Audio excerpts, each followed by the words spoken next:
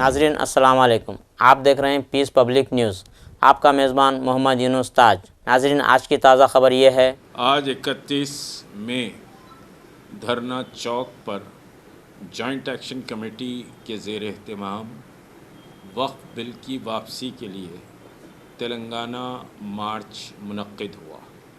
इस तेलंगाना मार्च में मुख्तलिफ़ अज़ला के अलावा शहर हैदराबाद के लोगों की एक कसीर तादाद शामिल थी।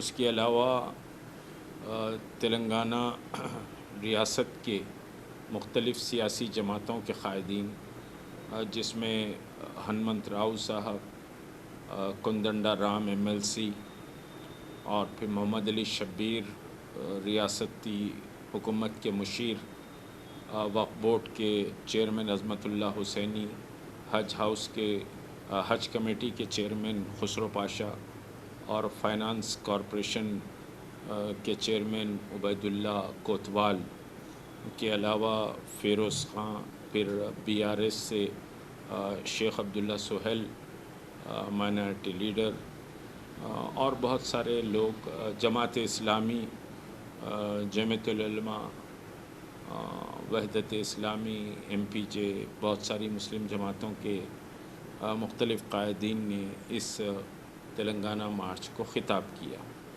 बुनियादी बात यह है कि उम्मत की वहदत की हमने बहरहाल भरपूर कोशिश की थी, लेकिन कुछ मफादात हासिला ने उम्मत की वहदत को तोड़ने की कोशिश की है और पर्सनल लॉ बोर्ड को पॉलिटिकल हाईजैक किया जा रहा है।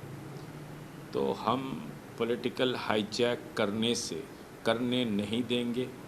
बहरहाल इस सिलसिले में हम बैठकर गौर करेंगे कि पर्सनल लॉ बोर्ड उम्मत का एक ऐसा इदारा है जिस पर हिंदुस्तान के मुसलमानों का बड़ा एतमाद है, लेकिन वो मुतज़लज़ल हो रहा है। वो मुतज़लज़ल नहीं होना चाहिए, उसका वक़ार बाक़ी रहना चाहिए। और जितने भी मिल्ली और दीनी जमातें और शख्सी समझिए कि उलमा और मशाइखीन उस बोर्ड में हैं, सब काबिल एहतराम हैं, लेकिन पॉलिटिकल हाईजैक होने से बहरहाल उम्मत को बचाना चाहिए। आज बहरहाल इशारतन कुछ बातें मुख्तलिफ़ मुक़र्रीन की तरफ से भी आई हैं, इस पर जॉइंट एक्शन कमेटी काम करेगी। दूसरी बात, इस बिल की वापसी के लिए दूसरा लाहे अमल ईद उल ज़ुहा के बाद तय किया जाएगा और अज़लाओं में भी इस मुहिम को कैसे आगे बढ़ाया जाए उस ताल्लुक़ से गौर किया जाए।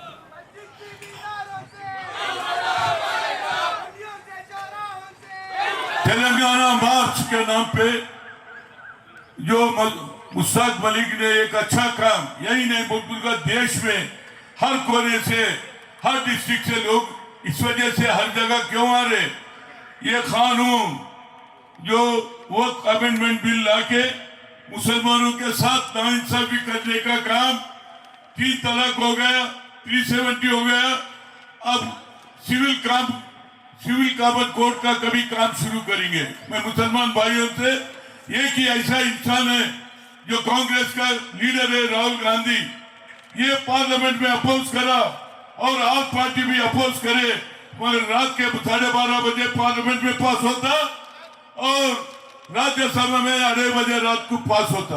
ये काम का तरीका है भाई नरेंद्र मोदी, मुझे समझ में नहीं आ रहा।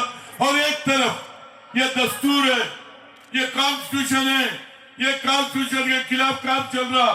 क्या बोलता अमित शाह, राज्यसभा में बोलता, 6 मरतबा अम्बेडकर का नाम लेता, अम्बेडकर अम्बेडकर अम्बेडकर अम्बेडकर बोल के आखिरी में अरे ये एक फैशन हो गया। फैशन है, दस्तूर है, हिंदुस्तान का दस्तूर लिखने वाला बाबा साहब अम्बेडकर है। उस जमाने में जो आजादी से पहले जो अपने को कोई कानून नहीं था, अंग्रेजों का कानून चलता था, मगर जिस वक्त देश आजादी हुआ, ये आजादी में मुसलमानों का काम था, हिंदुओं का काम था, सिपाही, क्रिश्चियन, सभी लोग, हर मजहब के लोग का काम करे। शहीद भगत सिंह कुर्बानी दिया जानकर, परवाह नहीं करके। ऐसे टाइम पे हमारे अमित शाह बोलता, बाबा साहब अम्बेडकर को अपमान करता, दस्तूर को, यह दस्तूर है रे भैया, ये दस्तूर को कोई रोक नहीं सकते।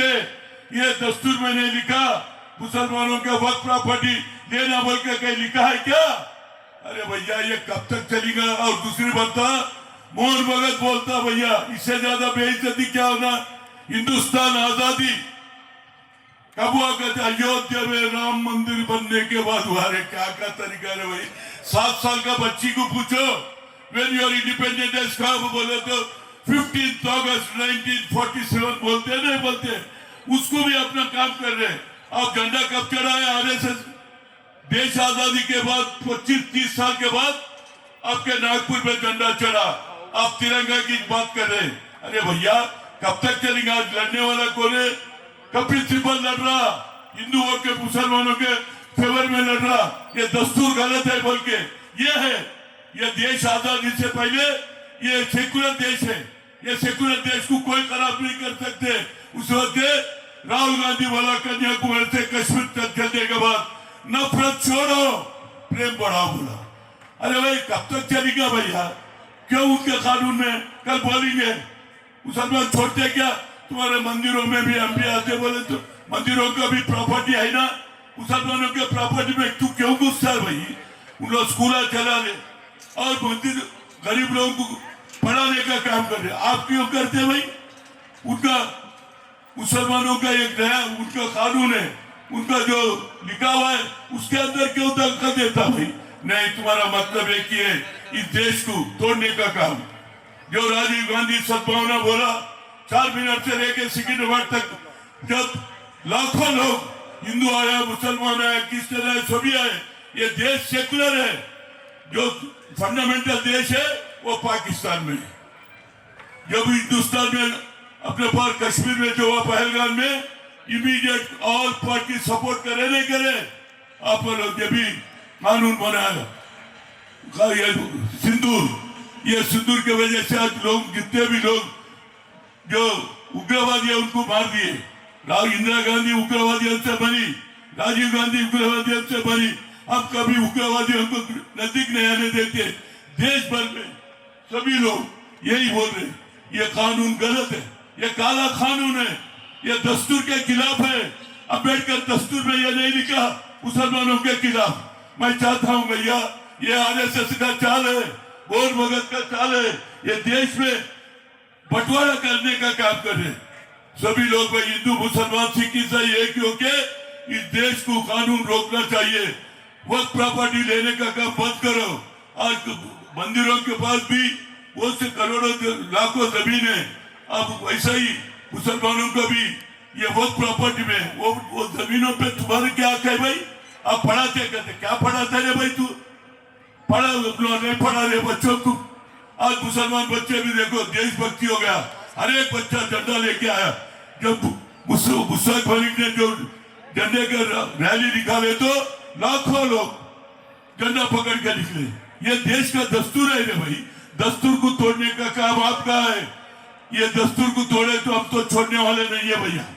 बाबा साहब अम्बेडकर इस देश का दस्तूर लिखा, वो दस्तूर के खिलाफ काम कर रहे, जिसको रोकने का काम हर नौजवान और खवातीन, मेरी बहन अभी तक बात करी, बड़ी अच्छा बात करी। मुसलमानों में आज खवातीन भी आगे आ गए, डॉक्टर बन रहे, इंजीनियर बन रहे, सभी लोग आगे बढ़ रहे। तो इस समय पे राहुल गांधी आपके पीछे है बराबर। ये कभी भी पाकिस्तान हमारे ऊपर हमला करेंगे तो मुंह तोड़ जवाब देंगे। नरेंद्र मोदी, ये तेरी दादागिरी नहीं चलेगी। नरेंद्र मोदी, तेरी दादागिरी बंद करो। और बराबर मैं मुस्तक अली से मेरी गुजारिश है, हर डिस्ट्रिक्ट में मैं आपके साथ हूँ, हर डिस्ट्रिक्ट में बराबर आपके साथ हूँ। हमारे साथी ने जैसे सीपीएम के हमारे अजीज पाशा भी है, बहुत से पॉलिटिकल पार्टी आपके साथ रहेंगे। बहुत से डिस्ट्रिक्ट में मीटिंग लगाए तो हम जरूर आएंगे, आपके साथ रहेंगे। ये दस्तूर को कोई इसको हटाएगा तो उसका काम कर्म करेंगे। ये दस्तूर है, हिंदुस्तान का दस्तूर। कोई भी हटाने की कोशिश करेंगे, बाबा साहब को अपमान करेंगे तो अब उनको छोड़ेंगे नहीं। आपके साथ है जब तक ये काला कानून वापस ले तक हम लड़ेंगे। जिसका कपिल सिब्बल कोर्ट में लड़ रहा है, बराबर वो फायदा मुसलमानों के हित में लड़ रहा है। हिंदुओं के मुसलमानों को लड़ना, तो ये है सेकुलरिज्म। ये सेकुलरिज्म आगे चलेगा जब तक हिंदुस्तान रहेगा। नफरत बदल देंगे, प्रेम बढ़ाएंगे। जिसका काम राहुल गांधी कर रहे, हम उसके साथ हैं, हम आपके साथ हैं। Thank you very much. बिस्मिल्लाहिर्रहमानिर्रहीम, अस्सलाम वालेकुम। आप सब जानते हैं आज हम यहाँ पे इस मार्च में मुश्ताक मलिक साहब के जमा हुए हैं, जिसका एहतजाज हम कर रहे हैं वो वक्फ अमेंडमेंट बिल को लेकर है। मोदी सरकार, आपको ये बिल वापस लेना होगा। ये बिल को आपको वापस लेना ही होगा। ये हमारे शरीयत के खिलाफ आप जा रहे हैं। आपने पहले ट्रिपल तलाक निकाला, धारा 370 निकाला आपने, उसके बाद NRC निकाला, अब आप हमारी वक्फ के बिल के पीछे पड़े हैं। हम आपकी तानाशाही नहीं चलने देंगे। ऐ मेरे भाइयों बहनों, आला से आला तादाद में जमा हुई है धरना चौक। हम सब यहाँ आपका इंतजार कर रहे हैं। इतना नारा ऊंचा लगाइए, इतना नारे को बुलंद कीजिए वो यहाँ से दिल्ली तक जाए। मोदी सरकार, आप ये काला कानून नहीं चला सकते। हम इसके अगेंस्ट हैं। आप पोलराइज कर रहे हैं, आप फसाद कराइए, अनकॉन्स्टिट्यूशनल है। आप हिंदू मुस्लिम के फसाद करा रहे हैं। जब से आप आए हैं सिवाय तकलीफें ही तकलीफें। ना सिर्फ मुसलमानों को, हिंदुओं को, दलित को, हर किसी को आपने तकलीफ दी। आपने नोटबंदी लेकर आए जिसके वजह से कई सारी गरीबों का नुकसान हुआ, कई सारे लोगों का इंतकाल हुआ, कई सारे लोगों ने सुसाइड कर लिया। तो आज आप हमारे वक्फ बिल के पीछे पड़े। ये हमारी प्रॉपर्टी है, हमारे अल्लाह का घर है, हमारी मसाजिद, हमारे दरगाहों पे हम आज भी नहीं आने देंगे। मेरे प्यारे भाइयों बहनों, आला से आला तादाद में अपने घर से निकलिए। अभी काफ़ी वक्त है, जमा हुई है। दिखा दीजिए कि हम किसी से कम नहीं है। मैं आप सबसे अपील कर रही हूँ, इतना नारा लगाइए कि मोदी की बुनियाद हिल जाए। हर वक्त उन पे मुसीबतों का पहाड़ डालते गया। हर वक्त उनके वक्त जायदादों को लूटने के लिए कुछ ना कुछ मंसूबे बनाते गया। हम उसके खिलाफ खड़े थे और हम उस बिल को वापस कराए थे। इंशाअल्लाह अल्लाह हमको ताकत दे, अल्लाह हमें इत्तेहाद दे। कि मैं और एक बात ये बोलूंगा कि इत्तेहाद की बहुत जरूरत है। आज इस प्रोग्राम के वास्ते कोई बोले कि मुश्ताक मलिक अरेस्ट हो गए, मुश्ताक मलिक को कहीं पकड़ लिया गया, प्रोग्राम कैंसिल हो गया।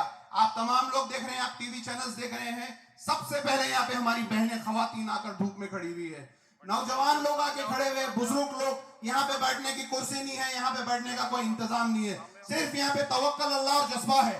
तो मैं यही बोलूंगा कि आप तमाम लोगों से 5 बजे तक का टाइम है। हैदराबाद से, सेंटर ऑफ हैदराबाद में धरना चौक है, जमा होते जाइए, जमा होते जाइए। अभी तो सिर्फ 2:40 हो रहे हैं, जमा होते जाइए, जमा होते जाइए। 2.5 घंटे में हम यहाँ से लेके वहां तक जब जमा हो जाएंगे तो बराबर इंटेलिजेंस की रिपोर्ट, एसपी की रिपोर्ट, मीडिया की रिपोर्ट, तमाम नॉट टॉक, तमाम जो फिक्र रखते हैं वो लोग, तमाम इस बिल के जो मुखालिफत कर रहे हैं वो लोग सब जान जाएंगे कि नरेंद्र मोदी को जागना पड़ेगा और बिल वापस लेना पड़ेगा। यूपी दूसरे स्टेट्स में तकरीबन 275 दीनी मदारिस और मस्जिदों को नोटिस दे दी गई कि इसके डॉक्यूमेंट सबमिट करो, इसका रजिस्ट्रेशन बताओ, इसका परमिशन बताओ। ये वो ज़माने के मसाजिद है जब हिंदुस्तान आज़ाद नहीं हुआ था। हिंदुस्तान की आज़ादी से पहले परमिशन का सवाल ही पैदा नहीं होता। अब आके बोलेंगे चार मीनार का परमिशन बताओ, चार मीनार का रजिस्ट्रेशन बताओ। इन तमाम हरकतें करके हमारी मसाजिद को शहीद करना और हमारे दीनी मदारिस को रोज़ नए जो है लेके आके नोटिसें दे रहे हैं वहाँ पे कि इसके अंदर इंग्लिश पढ़ाओ, इसमें ऐसा करो, दीनी मदारिस में ये करो। अरे भाई, दीनी मदारिस है, हम खुद चला लेते हैं, उसमें दीन पढ़ाते हैं। आप आके उसके अंदर अपना एजेंडा नहीं ठोक सकते आप। लेकिन मुसलमानों को डीमोरलाइज करने के लिए ये मोदी हुकूमत, योगी हुकूमत, आरएसएस, ये तमाम मिलकर मुसलमानों को कमज़ोर करने के लिए, उनको परेशान करने के लिए ये नित नए कानून लेके आ रही है। वक्फ बोर्ड, वक्फ के ज़मीनात जिस तरीके से तबाह हो गए, बेच दिए गए, खा लिए गए, ये तारीख है। वक्फ बोर्ड का रिकॉर्ड रूम तेलंगाना के अंदर कई बरसों तक बंद रहा। लेकिन मैं नहीं कहना चाहता, तनकीद कहते हैं कि लोग, मैं तनकीद बहुत ज़्यादा करता हूँ, शिद्दत से करता हूँ। तो सवाल ये पैदा होता कि पूछने वाले उस आरएसएस बीजेपी की हुकूमत और जो भी मुंसिफ है उससे कहूँगा कि सुप्रीम कोर्ट ने ये डिसाइड कर दिया था कि once a Waqf always a Waqf. और Ratilal Pannachand Gandhi versus state of Bombay के जजमेंट में ये है कि किसी वक्फ प्रॉपर्टी को सरकारी कोई गवर्नमेंट अपनी गवर्नमेंट लैंड डिक्लेयर नहीं कर सकती। तमाम कानून को सुप्रीम कोर्ट को चैलेंज करते हुए एक कानून लाया गया। आज इन हालात के अंदर आप गौर कीजिए कि ये गुज़श्ता 10 साल से, यूं तो 70 साल में छोटी मोटी नोक झोंक इस मुल्क में होती रही और फिर माहौल बदलता गया, हम जिंदगी गुजारते गए। अब ऐसा दिख रहा कि ये आरएसएस और बीजेपी, ये संघ परिवार, ये रावण का मुंडा है, इसके 50 ऑर्गेनाइजेशन है हिंदुस्तान के कोने कोने के अंदर, ये एक ही तबलीग कर रहे हैं। इनका एक ही काम है, ना किसी की तरक्की से ताल्लुक है, ना किसी की बहबूद से ताल्लुक है, ना किसी से ताल्लुक है। सिर्फ इनका नजरिया ये है कि चप्पे चप्पे गांव गांव में शाखाओं में मुसलमानों के खिलाफ नफरत को परवान चढ़ाए और राय अम्मा को हासिल करे, फिर इख्तिदार हासिल करने के बाद स्टेट को कैसे इस्तेमाल किया जाता, पुलिस डिपार्टमेंट को, ईडी को, सीबीआई। आज आप देखो कि राहुल गांधी और सोनिया गांधी पे ईडी के रेड, हर वो आवाज जो सेक्युलरिज्म के लिए, इंसाफ के लिए उठी, आज उसके ऊपर दहशतगर्दी हो रही है। सरकारी दहशतगर्दी है कि मुसलमानों को मजबूरन जीने और मरने के फैसले लेने पे मजबूर किया जा रहा है। मैं ऐलान कर रहा हूं कि ऐसे हालात पैदा मत कर दो कि अरसे हयात को तंग किया जाएगा तो जीने के लिए लड़ना जरूरी बढ़ जाएगा। और जब हम लड़ने उतरेंगे तो हिंदुस्तान में आरएसएस का नामो निशान मिटा देंगे। हिंदुस्तान में ये मुल्क किसी गोलवालकर का, कोई सावरकर का मुल्क नहीं है। ये मुल्क महात्मा गांधी का मुल्क है, ये जवाहरलाल नेहरू का है, ये मौलाना आजाद का मुल्क है। और मौलाना आजाद के उस नारे पे हिंदुस्तान के लिए हमने गले कटाए थे। 18,000 उलमा हिंदुस्तान की आजादी के लिए जामे शहादत किया था। कोई बताओ, एक आरएसएस का 7 लाख शहादतें हुई हिंदुस्तान की आजादी के लिए। वक्फ का काला कानून, वक्फ का काला कानून, वक्फ का काला कानून, नारे तकबीर, नारे तकबीर। मोदी तेरी तानाशाही नहीं चलेगी, मोदी तेरी तानाशाही नहीं चलेगी, नहीं चलेगी। मिलियन मार्च के नाम पर ऐ मुसलमानों, वो तुम्हारी सिटीजनशिप यानी शहरियत का मामला था, लेकिन ये खुदा की कसम शरीयत मोहम्मदी का मसला है। शरीयत बाकी रहेगी तो हिंदुस्तान में तुम बाकी रहोगे। अगर शरीयत खत्म हो जाएगी तो इस मुल्क में तुम एक जिंदी लाश की तरह रहेंगे। हमारे सरों की फटी टोपियों पर तंज ना कर, हमारे सरों की फटी टोपियों पर तंज ना कर। इस मुल्क के अजायब खानों में हमारे ताज रखे हुए हैं। इस मुल्क में हमने 1000 साल हुक्मरानी की है। मैं आज इस डाइस से जॉइंट एक्शन कमेटी के इस एहतजाजी धरने से हिंदुस्तान के वजीर आजम नरेंद्र मोदी साहब से ये अपील करता हूं, 30 करोड़ मुसलमानों की जानिब से अपील करता हूं, तुम हमको मत आजमाइए मोदी साहब। हम अपनी शहादतों को भी पेश कर देंगे, हम अपनी मौत को गले भी लगा लेंगे। तुम हमें नहीं रोक सकते क्योंकि शरीयत का मामला है। मैं आपसे अपील करता हूं कि मुसलमानों पर जो वक्फ अमेंडमेंट एक्ट तुमने लाया है उसको वापस ले लो, क्योंकि हिंदुस्तान एक गुलदस्ता है।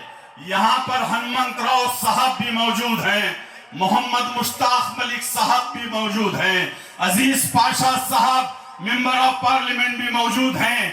तो आज हमारा मुल्क एक गुलदस्ता है और अल्लामा इकबाल ने इस मुल्क के लिए क्या क्या नहीं लिखा कि सारे जहां से अच्छा हिंदुस्तान हमारा, हम बुलबुले हैं इसके, ये गुलसिता हमारा, ये तिरंगा झंडा जो देख रहे हैं, इसको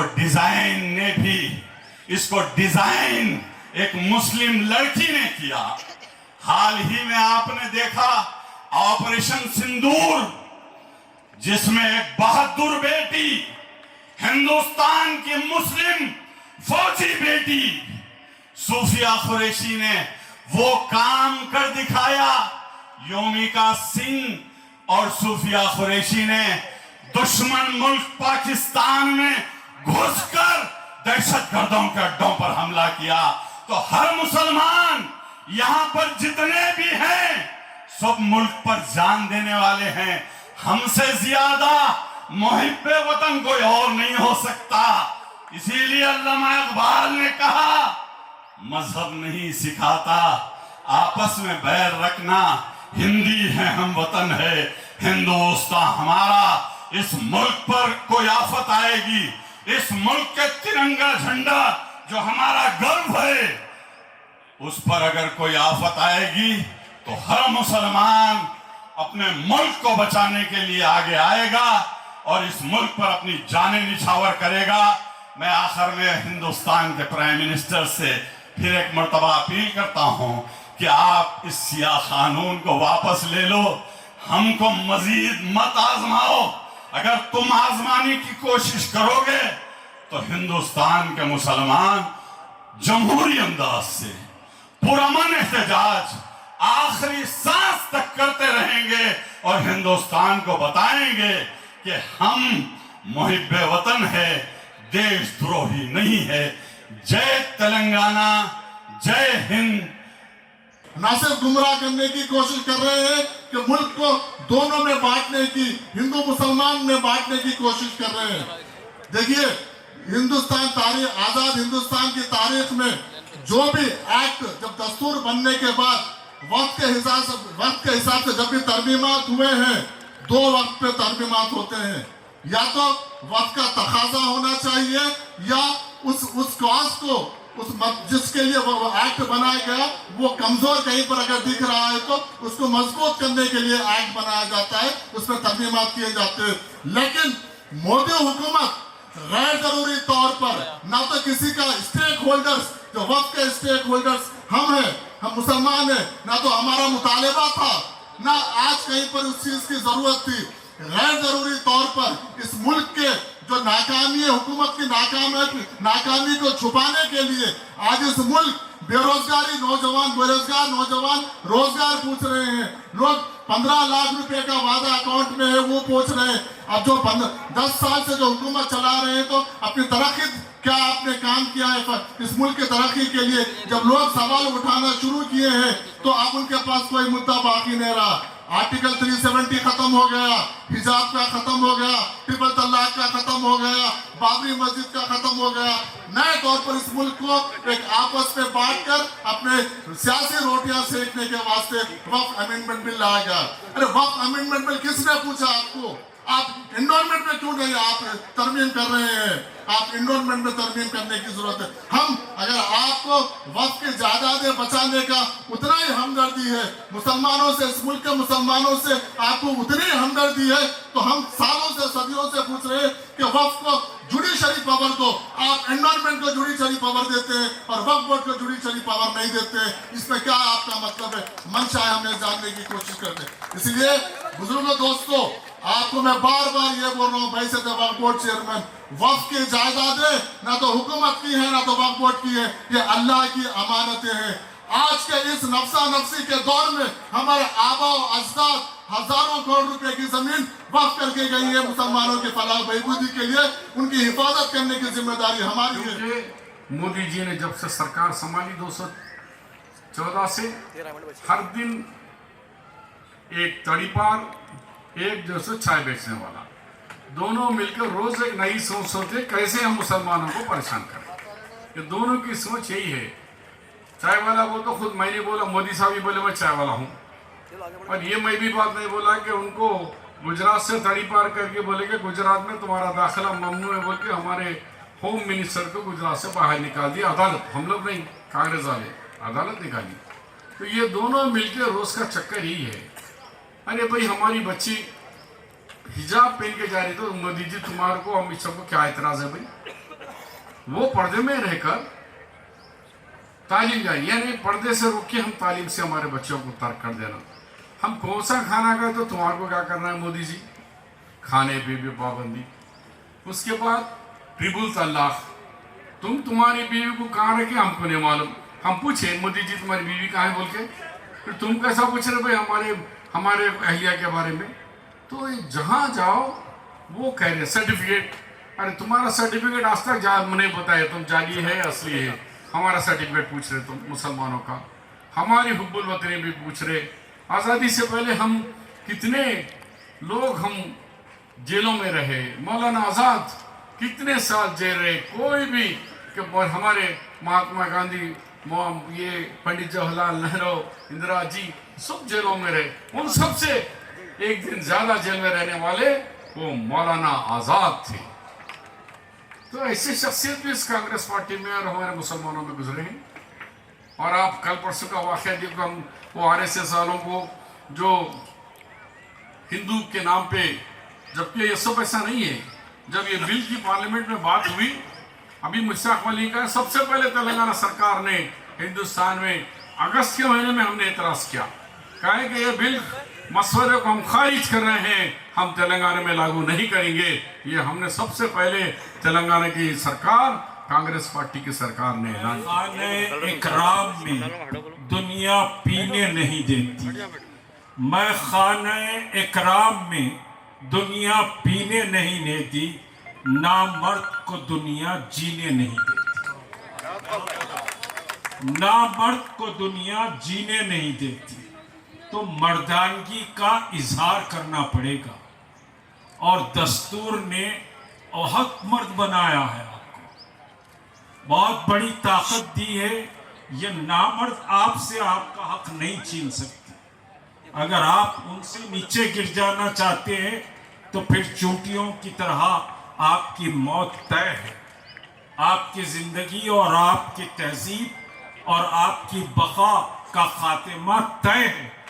अगर आप नहीं उठेंगे तो समझिए कि साहब आप नहीं बच पाएंगे। और 232 मेंबरान पार्लियामेंट ने पूरी ताकत लगाई कि इस बिल को रोका जाए। इस बिल को रोकने के लिए पूरी ताकत लगाई। हनुमंत राव साहब, फिर हाँ सुधाकर साहब आम आदमी पार्टी के भी नहीं बोल सके। बहरहाल काफी ताकीर से सुधाकर साहब, कोदंडा राम साहब भी बहरहाल तशरीफ लाए हैं।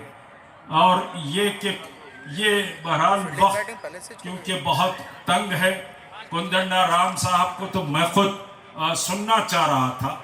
और फिर समझिए कि दूसरों को भी, फ़हीम साहब हैं, सुधाकर साहब हैं, उनको भी सुनना चाह रहा था। लेकिन क्योंकि बिल्कुल लास्ट मोमेंट पे फिरोज खां तो वॉरियर है, मगर इस वक्त समझिए कि सूरत हाल 5 बज गए, ठीक है। तो ये कि अभी ख़त्म किया जा रहा है। तो ये कि बहरहाल ये लड़ाई बहुत अहम लड़ाई है, कोई तकरीर का वक्त नहीं है। अभी बात की जा रही है, ठीक है, लीगल बैटल चल रहा है, पार्लियामेंट में लीगल बैटल है और इंटरिम स्टे की बात की जा रही है। लेकिन इंटरिम स्टे आ भी जाएगा 3 पॉइंट्स पर, तो ये बिल के जो खतरात हैं वो खतरात बाकी रहेंगे। CEO नॉन मुस्लिम हो सकता है उस बिल के तहत, कलेक्टर को पावर दिया गया है, लिमिटेशन एक्ट ख़त्म कर दिया गया है। तो जो कब्जेदार है वो तो याली दूला करेंगे, आपकी ज़मीनात चले जाएंगी। और फिर ASI के तहत जो मसाजिद है, जो मसाजिद आसार कदीमा में वो वक्त से हट जाएंगी और डायरेक्ट ASI के कंट्रोल में आ जाएंगी। और ASI के कंट्रोल में आएंगी तो कहा जाएगा कि साहब इतने लोग नमाज पढ़े, इतने लोग ना पढ़े, आज़ा का डिसेबल इतना रखे, इतने लोग आए, ऐसे आए वैसे आए, फिर मस्जिद बंद हो जाएगी।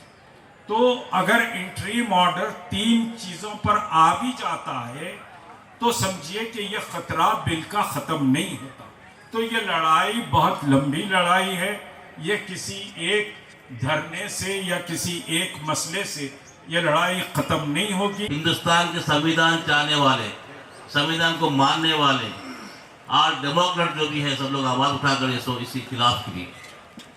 खिलाफ यहाँ तक कि नहीं बल्कि पॉलिटिकल पार्टी पार्लियामेंट पे किए हैं, संविधान चाहने वाले रोडों पे किए हैं और कई जलसे हुए हैं अलग अलग तरीके से। फिर भी इस सरकार को ये आज भी सोचने में तैयार नहीं है। लेकिन हिंदुस्तान का एक रिवाज है जब भी पब्लिक की आवाज़ उठी, जब भी पब्लिक रेवोल्यूशन बन गई जैसो आगे बढ़ी, कोई चीज़ हुकूमत जैसो पब्लिक के खिलाफ जब कोई एक्ट पास करी, वो एक्ट जैसो संविधान के जो खिलाफ होता है, तो जब भी हमेशा जैसो सरकार झुकता आई है, उसको बदलते हुए आई है, उसी का जैसो भी देखे हम फार्मर्स एक्ट को देखे हैं। मैं आपसे इंतजार करता हूँ कि इस बिल सिर्फ मुसलमानों की वक्त बिल नहीं बल्कि इस संविधान के खिलाफ बिल है। आज इंसान के जैसे हुकूक को, हक को छीन कर आज जैसे उनके कुछ लोगों के हाथों में करने की चीजें है। विनायक जय है भारत भाग्य विधाता, पंजाब सिंध गुजरात मराठा द्राविड़ उत्कल बंगा, विंध्य हिमाचल यमुना गंगा उच्चल जलधि तरंगा, तब शुभ नामे जागे, तब शुभ आशीष मागे, गाए तब जय गाता, जन गण मंगलदायक जय है भारत भाग्य विधाता, जय है जय है जय है, जय जय जय जय है, जय हिंद। आप तमाम लोगों का शुक्रिया और तमाम लोग जो आए हैं उन तमाम लोगों का ये कानून कैसा ला सकते हैं? ये कानून के जरिए क्या धमकाना चाहते हैं? नरेंद्र मोदी जी याद रखो, ये सरों का समंदर, ये जो लोग यहाँ जमा हुए हैं, ये गैर सियासी लोग हैं, इनको सियासत से कोई लेना देना नहीं है, इनको आपके कुर्सी से मतलब नहीं है, इनको ये लोगों के किसी का वक्त जमीन पर किसी का नजर भी नहीं है, किसी का नजर भी नहीं है। लेकिन ये हमारी जिम्मेदारी है, इस वक्त पे जमीन का एक इंच भी किसी का हवाले नहीं करेंगे। ये इसका सबूत है। यहाँ छोटे छोटे बच्चों को लेके माए आए हैं, छोटी उम्र की बच्चियां आए हैं, मेरे से ज्यादा बूढ़े खवातीन आए हैं। कि कोई हमारी वहाँ मुनासिब नुमाइंदगी नहीं थी, जहाँ हम करोड़ों के ईमेल भेजे हैं, जहाँ पर हमने ये कहा है कि हमको ये वक्फ बिल मंजूर नहीं, जहाँ पर पूरी हिंदुस्तान की आवाम ने ईमेल्स करके जॉइंट पार्लियामेंट्री कमेटी को ये बात बता दी कि हमको ये बिल मंजूर नहीं, हम इसकी मुखालिफत करते हैं। ये वक्फ का मामला राष्ट्र मुसलमानों का मामला है, मजहबी मामला है, ईमान का मामला है, शरीयत का मामला है। हम इस वक्फ की हिफाजत के लिए जमहूरी तरीका इख्तियार करेंगे और हमने अपना रिप्रेजेंटेशन दिया, लेकिन वहाँ पर हमको बहुत सारी नाउमीदी हुई, क्योंकि हमारे अपने ही शहर के बहुत सारी बड़ी बड़ी जमातें पूरी तरह से गायब थी। और यही सिलसिला पूरे शहरों में हुआ कि नाम निहाद दाढ़ी टोपी वाले आते हैं, रिकमेंडेशंस देते हैं, नाम निहाद बुरखे वाले बुरखा पहनकर आ जाते हैं। कहा जाता है मुसलमान औरतों को नुमाइंदगी, मुसलमान औरतों का एम्पावरमेंट। आज इतनी सारी मुस्लिम खवातीन यहाँ आकर ये कहना चाहती हैं हमको ये वक्फ बिल नामंजूर है, हम हमारे मस्जिद की हिफाजत के लिए खड़े हैं। सबका साथ, सबका विकास, सबका प्रयास, और वो कभी भी डिवाइड एंड रूल करता है। आप ऑपरेशन पुलवामा करें,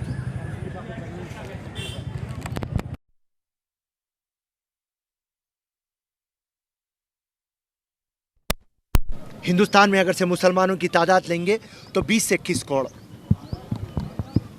पूरा मुसलमान आपके साथ था, क्योंकि हमको पाकिस्तान से मोहब्बत नहीं है, हमको अगर से मोहब्बत है तो हिंदुस्तान से। आज जब आप एक बिल लाए हैं जो एक्ट के शक्ल दे चुकी है, आज उसमें मुसलमानों का सेंटिमेंट का मामला है, इमोशन का मामला है। मुख्तसर रखना चाहता हूं, मंशाए वक्त आप उसको कंफ्यूजन में रख दिए। 5 साल प्रैक्टिसिंग मुसलमान रहना, वो कौन सा पैरामीटर्स डिसाइड करेंगे? आप कलेक्टर को पावर दे दिए, तो आप वक्फ बोर्ड की एटॉनमी को ख़त्म कर दिए। कलेक्टर एक गवर्नमेंट सर्वेंट, जो भी हुकूमत रहता उसका अपॉइंटेड ऑफिसर रहता। पुराना डॉक्यूमेंट आप नहीं लाएंगे तो लैंड को आप डिस्प्यूटेड कर देंगे। तो ये तमाम चीज़, और उसके बाद में गैर कौम को अब हमारी टीम में, भाई साहब मंदिर के टीम में आप मुसलमान को डालते, एंडोरमेंट्स में डालते, चर्च टीम में डालते, कौन से भी आप टीम में नहीं डालते। फिर यहाँ हमारी टीम में एक अदर कास्ट क्यों? तो सिंपल एक 4-5 प्रॉब्लम्स लेके मुसलमान रोडों पे उतरा हुआ है। आप ज्वाइंट एक्शन कमेटी डाले, आप राय मशवरा सही नहीं लेके डायरेक्टली आप बिल पास कर दिए, उसको एक्ट का शक्ल दे दिए। आपके पास नंबर्स हैं। तो मोदी जी आज 20 से 21 करोड़ मुसलमान की ख्वाहिश है कि रोल बैक करिए।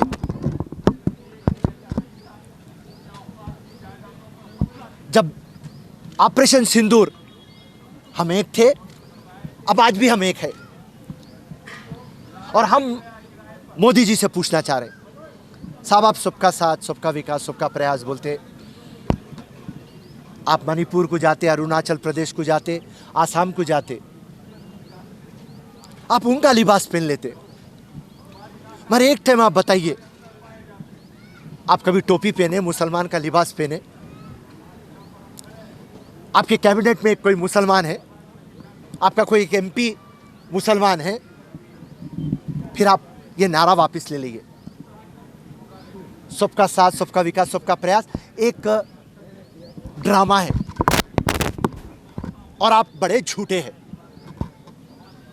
तो आज हम तमाम मुसलमानों से एक गुजारिश करना चाहते, और साथ में हिंदू भाइयों से भी, और खुसूसी मुसलमान भाइयों से, आप जब रोड पे निकल के आएंगे, और मैं एक मिसाल देना चाहता हूँ, जब फार्म्स बिल आया तो वहाँ पे पूरे फार्मर्स पूरी रोड के ऊपर आ गए, अपनी यूनिटी दिखाए, अपना जज्बा दिखाए, और भाईरी गवर्नमेंट दिल्ली को घुटनों पे ला दिया। आज सेम हमारे को करना है। तो पूरे मुसलमान भाई बहनों, अगर से आप ये समझ रहे हैं कि यस इसमें मुसलमान का फ़ायदा नहीं है, क्योंकि हम ओपनली डिक्लेयर कर दिए ये जो बिल है वो ब्लैक बिल है, ये काला बिल है, ये बिल पोलराइजेशन कर रहा, ये डिवाइसिव बिल है, मुसलमानों के खिलाफ है, शरीयत के खिलाफ है। जो भी हिंदुस्तान से, दस्तूर से मोहब्बत करते, उनको इकट्ठा होना है। और अगर से ये बिल रोल बैक होना है, जब तक ये भाईरी गवर्नमेंट को हम हमारी यूनिटी नहीं दिखाएंगे, जब तक ये बिल रोल बैक नहीं होगा। और ये जो आज का इनिशिएटिव लिए हमारे मुश्ताक मलिक साहब, उनको तहे दिल से मुबारकबाद देता हूँ। एक बेहतरीन इनिशिएटिव लिए आप, सबके दिलों में जो बात है आप एक धरना चौक से रखें, और इंशाल्लाह आपके सामने एक वादा कर रहे हैं, और यकीन भी कर रहे हैं और उम्मीद भी कर रहे हैं, हमारे साथ पूरी आवाम रहेंगी और हम एहतजाज करते रहेंगे। जिस तरीके से फार्मर्स अपने बिल को रोल बैक करे और उनके हिस्से में जीत आई, इंशाल्लाह वक्फ बोर्ड अमेंडमेंट एक्ट एक दिन रोल बैक होगा, और जब तक रोल बैक नहीं होगा हम बीजेपी की हुकूमत को आराम से रहने देंगे, ना हम रहेंगे ना उनको रहने देंगे। फिरोज भाई, आप जैसा बोले, प्रोटेस्ट जो करे, किसान जो प्रोटेस्ट करे, वो लोगों में यूनिटी थी। अब यहाँ पर यूनिटी कैसा आएगी? जैसा कि आपका आज धरना था, कल फिर एक धरना है, तो हमारे में यूनिटी नहीं है, अलग अलग टुकड़ों में रखा गया, तो क्या हम प्रेशर डालेंगे? देखिए, अपना अपना एक जो सेक्टर है वो एहतजाज कर रहा, मगर जो आप बात बोले, मैं आपके बात से कन्विंस हूँ कि पूरों को एक प्लेटफॉर्म पे आना पड़ता, राइट? यहाँ पे मुसलमान माइनॉरिटी में और मेजॉरिटी में हिंदू है, तो ये माइनॉरिटी में अगर से डिवाइड होगा, मोदी जी तो ये चाहते, वो तो डिवाइड एंड रूल करते ही। कांग्रेस पार्टी अकेली है जो यूनाइट और लीड करती, मोदी का काम तो तोड़ना है। और आज वो लोग दिल्ली में बैठ के बहुत खुश हो रहे हैं क्योंकि यहाँ मुसलमान टूटा हुआ है। तो मैं जितने भी मुसलमान मेरी आवाज़ सुन रहे हैं, मैं उनको अपील करना चाहता हूँ, मेहरबानी करके अपने पर्सनल एजेंडे को बाजू रखिए और वक्फ बोर्ड को 1 पॉइंट प्रोग्राम लाइए। आप और हम एक टेबल पे आना है, आप और हम एक डाइस के ऊपर आना है। ना इत्तेफाकियाँ सब में रहते, मगर ये मसला ऐसा है, ये हमारे मुसलमान की का है, हमारी कौम का है, हिंदुस्तान का मसला है। आप सब यूनाइटेड होना, एक प्लेटफॉर्म पे आना, और इंशाल्लाह जिस दिन वो प्लेटफॉर्म पे आएंगे, ये भाईरी गवर्नमेंट को हम इन्फ्लुएंस कर सकेंगे। जय हिंद, जय कांग्रेस, धन्यवाद। हिंदुस्तान। आपने कहा कि कैबिनेट में बीजेपी के मुसलमान का कोई मिनिस्टर नहीं है, लेकिन हैदराबाद का मुसलमान हो रहा है कि कैबिनेट में हैदराबाद के एमपी को जगह दिए, उसके बारे में क्या बोल रहे हैं आप? देखिए, वो बात तो आम खास है, ओपन सीक्रेट है। असदुद्दीन का काम है, जो सेंटर में हुकूमत रहती उसके पास रहते, जो स्टेट की हुकूमत रहती उसके पास रहते। परसों तक मोदी के पास और केसीआर के पास थे, अब मोदी के पास और रेवंत रेड्डी के पास है। तो इन लोगों का पुराना फंडा है बाप के ज़माने से, जो भी दिल्ली में कब्जा, जो भी स्टेट में कब्जा, उनके पैरों को जाके पढ़ना, उनके गोद में जाके बैठना। कोई नई बात है मेरी जान? कुछ नई बात बोल। तो फिरोज भाई, आप बोले अभी कि यूनिटी होना, तो कल के प्रोटेस्ट में क्या आप हिस्सा लेंगे अगर आप अपनी तरफ से स्टेप लेंगे एकजुट होने के लिए? बराबर फिरोज़ खान बराबर हर जगह जाएंगे, उनको बुलाओ या ना बुलाओ, इंशाल्लाह फिरोज़ खान हर जगह जाएंगे, क्योंकि फिरोज़ खान जब पहल कर रहे हैं यूनिटी का, तो फिरोज़ खान एक मिसाल बनना चाहते हैं। जय हिंद, जय कांग्रेस। डायरेक्ट आएंगे या ना तो इनवाइट करना पड़ेगा आपको? सुनिए साहब, मुसलमानों का मसला है, हम इंशाल्लाह डायरेक्ट आएंगे। शुक्रिया, धन्यवाद। अस्सलाम वालेकुम रहमतुल्लाहि बरकातुहू। आज 31 मई 2025 है। हम तमाम लोग मिलकर, हिंदू, मुसलमान, सिख, ईसाई, तमाम लोग मिलकर धन्ना चौक इंदिरा पार्क के पास वक्फ तरमीम एक्ट जो काला कानून बनाया है, इसके ख़िलाफ़ हम और आप तमाम लोग मिलकर एक एहतजाजी जलसा करें, जिसमें हम हुकूमत से पुरज़ोर अपील करते हैं कि जो काला कानून है इसको आप जल्द से जल्द वापस लो, इसलिए कि ये शरीयत के ख़िलाफ़ है, मुसलमानों के ख़िलाफ़ है, और इस कानून की वजह से मुसलमानों को तकालीफ़ हो रहे हैं।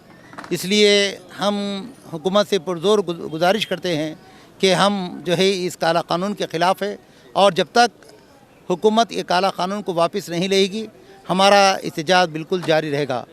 और जहाँ जहाँ पर एहतजाजी जलसे हैं, मैं अवामुन्नास से गुजारिश करता हूँ, कल भी धन्ना चौक के पास मुस्लिम पर्सनल लॉ बोर्ड का कल 2 बजे से जलसा है। आप तमाम हजरात से मेरी ख्वाहिश है कि आप हजरात इस एहतजाज पे अपना नाम दर्ज फरमा ले और इसको कामयाब बनाएं। मैं काजी मोहम्मद अब्दुल रशीद सूफ़ी हूँ, मेरा भी चैनल है यूट्यूब, आप इसको भी सब्सक्राइब कर लीजिए। इंशाअल्लाह ताला हमारे तमाम बयानात और वक्फ तरमीम के ख़िलाफ़ जो काला कानून है, इसके ख़िलाफ़ भी हम एहतजाज कर रहे हैं। वल्हम्दुलिल्लाह रब्बिल आलमीन। चलो, मैं अहमद हमीदुद्दीन MPJ की तरफ से कह रहा हूँ, ये जो आज की हमारी जो मार्च है, हमारा धरना है, ये वक्फ के बिल के ख़िलाफ़ है। ये काला बिल हमारे लिए बहुत ही नुकसानदेह है। इसके अंदर हमारे जो पुराने खुद ख़दीम जो इमारतें हैं, वो उसका पेपर मांगा जा रहा है, और इसके अंदर इसके साथ साथ वक्फ बोर्ड को ख़त्म करने की साजिश की जा रही है। वक्फ बोर्ड के अंदर गैर मुस्लिमों को शामिल करने की कोशिश की जा रही है। क्या ये इसी तरह से मुसलमानों को गैर मुस्लिमों के जायदादों में शामिल करेंगे? नहीं। क्यों हमारे ये वक्फ बोर्ड के अंदर, क्यों हमारे कब्रस्तानों, हमारे मस्जिदों, हमारे मदरसों के पीछे पड़ा जा रहा है? ये सिर्फ दुश्मनी है, इसके सिवा और कुछ भी नहीं है। हमारे ख़िलाफ़ साजिश है, हमारे ख़िलाफ़ दस्तूरी तौर पे एक किस्म की साजिश है। दस्तूर ने दफ़े 25, दफ़े 26 में जो मजहबी आज़ादी दी है, उसकी सरासर ख़िलाफ़ है। ये ख़दीम मसाजिद का, मक्का मस्जिद का, चार मीनार का डॉक्यूमेंट कहाँ से ला के पेश किया जाएगा? वक्फ बाय यूज़र जो इसके अंदर आया है, ये कानून के अंदर, इसके अंदर 21 किस्म के फितने उठाए गए हैं। ये फितनेबाजी है, ये हमारे ख़िलाफ़ है, ये सरासर साजिश है। इसको वापस लेना पड़ेगा, ये वक्फ कानून को वापस लेना पड़ेगा। हम सब मुत्तहिद हैं, इस तरह की जद्दोजहद जारी रखेंगे जब तक कि ये वक्फ कानून वापस नहीं लिया जाएगा। ये मैदान से हम तमाम लोग मुत्तहिद तौर पर एक आज आवाज़ उठा रहे हैं कि ये वक्फ कानून वापस लिया जाए, वापस लिया जाए, वापस लिया जाए। चुप नहीं रहेंगे हम लोग। अब और अस्सलामु अलैकुम वरहमतुल्लाहि वबरकातुहू। आज हम सब का यहाँ जमा होना एक बहुत बड़ा मकसद, काला कानून वक्फ बिल वापस लो, इसके इत्तेहाद में हम लोग यहाँ जमा हुए हैं। आप लोगों को पता होना चाहिए कि हमारे मस्जिदें, हमारे मदरसे, हमारे मसाजिद हर सब हमारे कब्रिस्तान पर कब्जा करना चाहते हैं, और कल के दिन हमें कब्रिस्तान में दफन होने के वास्ते भी जगह नहीं होती है। इसीलिए जो उलमा, जो यहाँ पर उलमा तकरीर कर रहे हैं और जो दुनिया में दीन का काम कर रहे हैं, वो कहाँ से पैदा होते हैं। आप गौर करें, मदरसे की चटाइयों पर बैठकर इन मुल्ला लोगों ने एक एक मुट्ठी आटे की भीख मांगी है। अगर आप गली में चले जाएं, शहर में चले जाएं, दुनिया के किसी कोने में जाकर तलाश करें, अगर सर पर पगड़ी है, चेहरे पर दाढ़ी है, हाथ में तस्बीह है, जुबान पर अल्लाह अल्लाह का विर्द है, इन छोटे छोटे बच्चों के सीनों में रब का कुरान है, मस्जिदें सज्जों से आबाद है, मीनारों से अल्लाहु अकबर की सदाएं गूंजती है, हाजी लब्बैक अल्लाहुम्मा लब्बैक की सदाएं बुलंद करते हैं। मैं कसम उठाकर कहता हूँ, तुम पूरे मुआशरे में चक्कर लो, जितनी खैरें, जितनी भलाइयाँ और जितनी अच्छाइयाँ तुम्हें नजर आएगी, उनका सिरा तुम तलाश करोगे, उनके पीछे तुम्हें कोई ना कोई मौलवी और कोई ना कोई मदरसा खड़ा हुआ दिखाई देगा। इसीलिए हम सब यहाँ जमा हुए हैं, काला कानून वापस लो। हम मुल्क बचाने निकले हैं, दस्तूर बचाने निकले हैं, हम मस्जिद बचाने निकले हैं। वक्फ बिल, वक्फ बिल, वक्फ बिल। शुक्रिया।